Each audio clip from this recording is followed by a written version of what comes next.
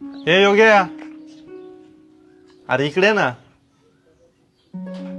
रव्या, तुला माहित नाही का तुझ्या दुकानातून खरेदी करायची नाही आम्हाला? अरे तुम्ही आमच्या आरक्षणाला विरोध केला ना, म्हणून आमच्या लोकांनी सांगितलंय तुझ्या दुकानातून खरेदी करायची नाही.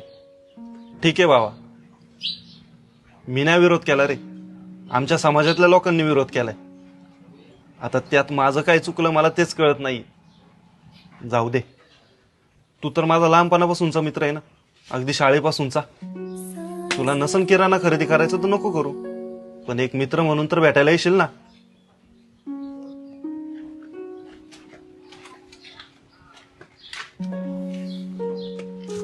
बोल.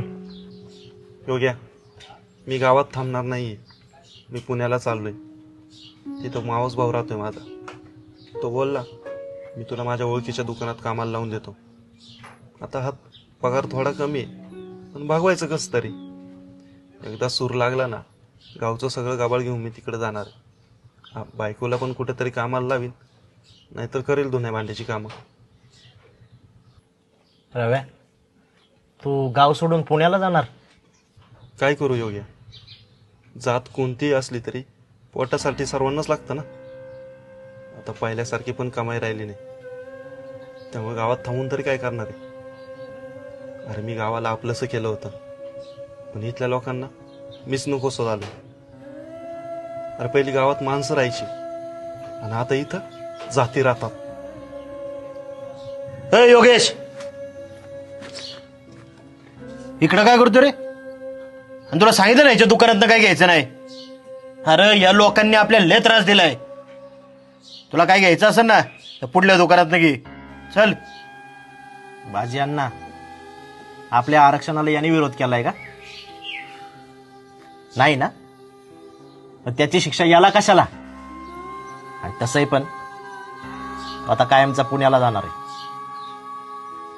अण्णा, जर असाच गावातला एक एक माणूस जात राहिला ना, तर गावाच्या गावं रिकामी होतील.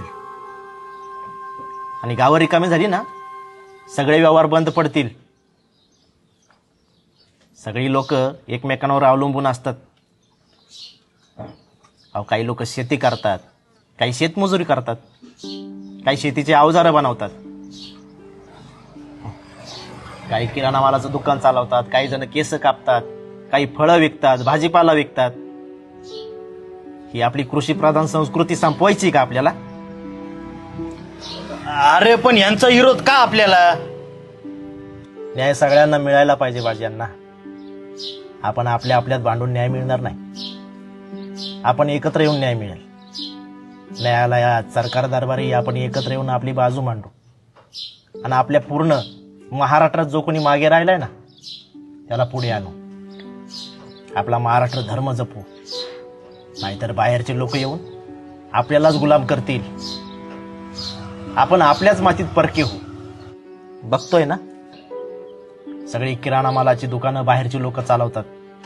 सोन्या चांदीपासून काचेच्या दुकानापासून घरांच्या विटांपर्यंत बाहेरच्या राज्यातला माणूस इथे येऊन व्यवसाय करतोय, इथल्या जमिनी घेतोय. आणि आपण आपल्याच माणसांशी भांडत बसलोय. हे बदलायला हवं, तरच आपण आपल्या मातीत टिकू. नाहीतर परक्याची गुलामी फिक्स आहे. आईला हे माझ्या लक्षातच आलं नाही गाड्या. ह्यो महाराष्ट्र धर्म टिकला पाहिजे.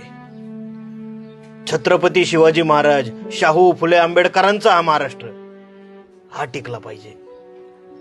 बाज्यांना, लढाई फक्त तुमच्या एकट्याची नाहीये, आपल्या सर्वांची. जय महाराष्ट्र. जय महाराष्ट्र.